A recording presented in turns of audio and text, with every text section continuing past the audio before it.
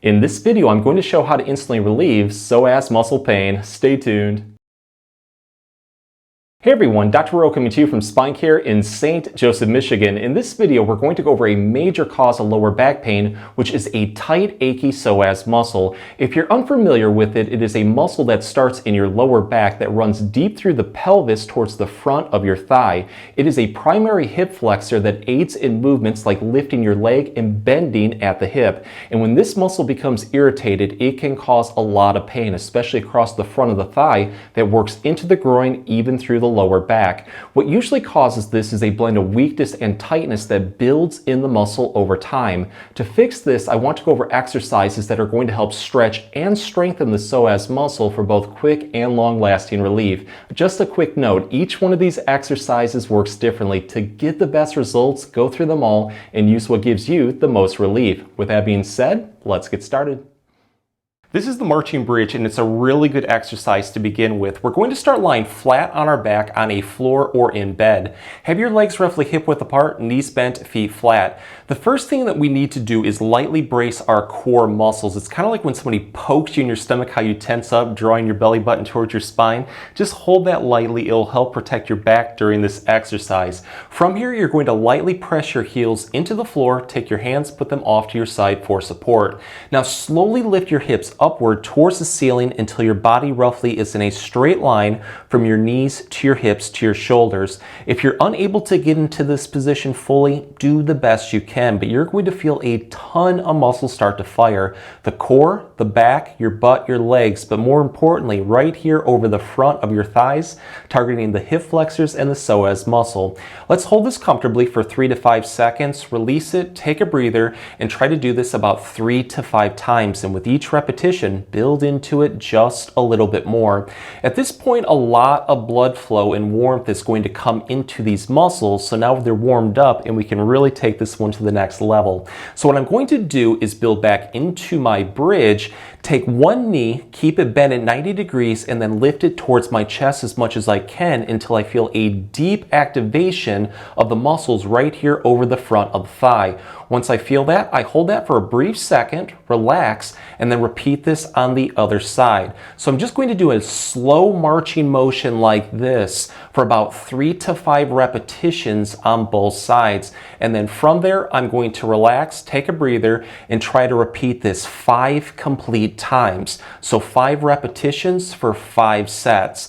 Afterwards, see how you feel. If it feels like you have a little bit more energy, always challenge yourself by throwing in another set or 2.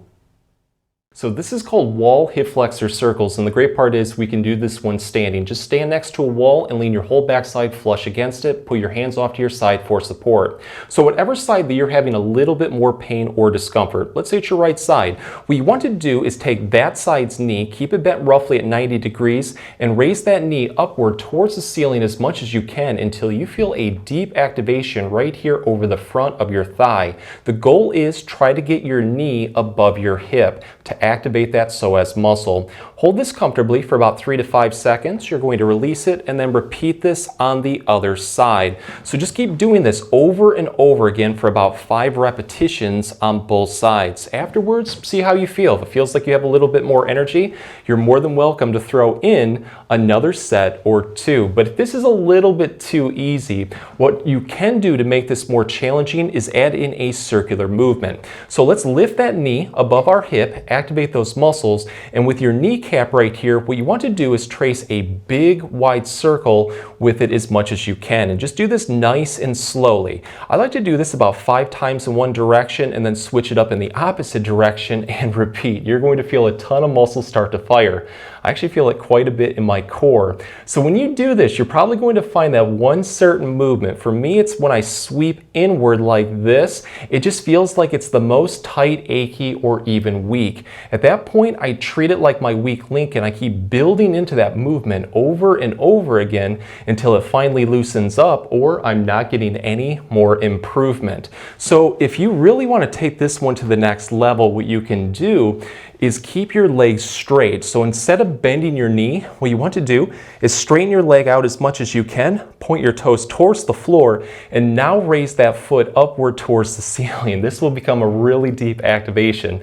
Build into this one, hold it for about 3 to 5 seconds, repeat this on the other side. Again, with this one, you can do circular motions to really target those muscles by just doing a circular movement with your foot. But go through all of these movements. You're going to find that one just helps you out a little bit more, and at that point, keep throwing more repetitions in until everything is nice and loose.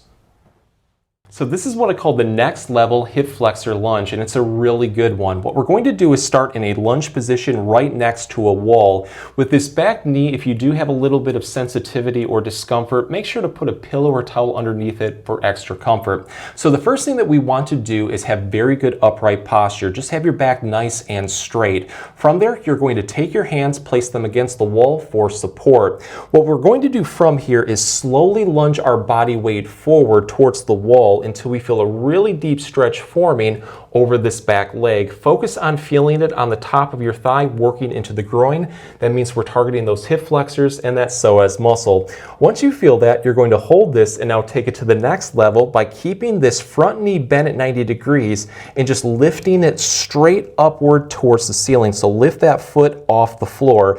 The more that you lift your knee up, the more that you're going to feel a deep activation into that psoas muscle on this front leg. So it's going to help strengthen the front leg while stretching the back leg at the same time. You kind of get a twofer with this one.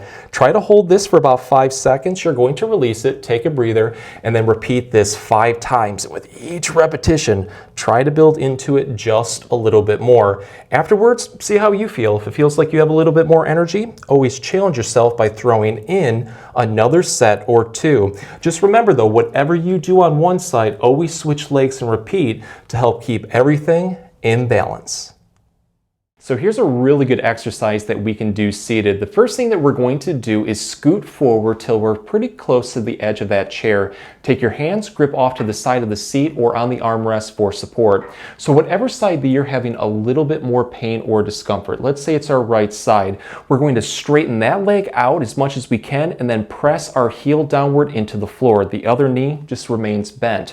From here, what I'm going to do is keep my back nice and straight, and I'm just going to lean backward as much as I can, making sure to keep my foot on the floor. The more that you lean backward, the more that you're going to feel a deep stretch form right here over the front of the thigh, working into the groin. This is going to help target those hip flexors and the psoas muscle. Once you feel a deep but comfortable stretch, you're now going to hold this for 20 to 30 seconds. And during that time period, just do nice, slow, controlled breathing. Let out as much tension as you can. When you need to release it, just lean forward like this. But try to repeat it about 3 times, and with each repetition, just build into it a little bit more. So if you would like to take this one to the next level and focus a little bit more on strengthening, this is what we can do. Let's keep that foot flat on the floor, but this time around, we're not going to lean backward. We're just going to keep our back nice and straight, and we're going to try to lift this leg upward towards the ceiling as much as we can. So really just drive that foot upward. The goal is to try to get your knee above your hip because you're going to feel a deep activation of those hip flexor muscles. Try to hold this for about 3 to 5 seconds, release it, and repeat this 5 to 10 times. Afterwards, see how you feel. If it feels like you have a little bit more energy, challenge yourself by throwing in another set or 2. But if you want to make this one more challenging, what you can do as you lift up, go up as far as you can, and at that point you can start to do circular motions with your foot. You can start to write your name, do shapes, letters, whatever. What you're trying to do is find a movement that just feels like it's the most tight, achy, or weak. So for me, again, it's sweeping inward like this. At that point, I try to build into that movement a little bit more until everything is nice and loose, or it feels like I got a really good workout.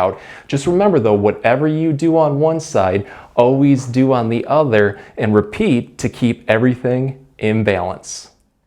So this is the amazing couch stretch. We're going to start in a lunge position, and whatever side that you're having a little bit more pain or discomfort, let's say it's our right side, just take that side's foot and place it at the edge of your couch. And I definitely would put a pillow or towel underneath this knee for extra comfort. So from there, we're going to keep our back nice and straight, and we're going to lunge our body weight forward as much as we can until we feel a really deep stretch form over the front of our thigh, working into our groin. Once we feel that, we're going to hold this position for about about 20 to 30 seconds. And during that time period, just do nice, slow, controlled breathing. Let out as much tension as you can.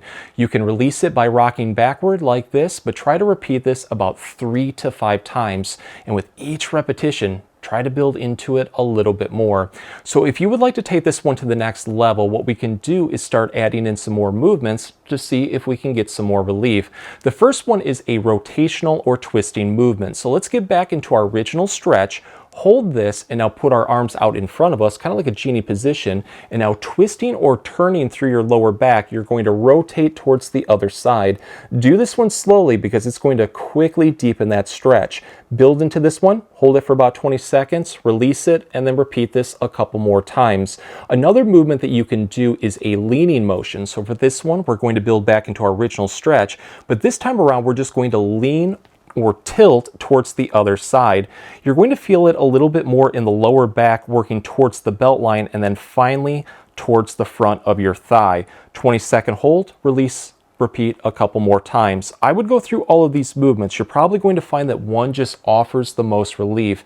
At that point, build into it over and over again until everything is nice and loose. Just remember though, whatever you do on one side, always do on the other to keep everything in balance. If the exercises help, please support the channel by giving this video a like and maybe subscribing too. If you have any comments or questions, please leave them below. I'll get back to you as soon as I can. Thanks for watching.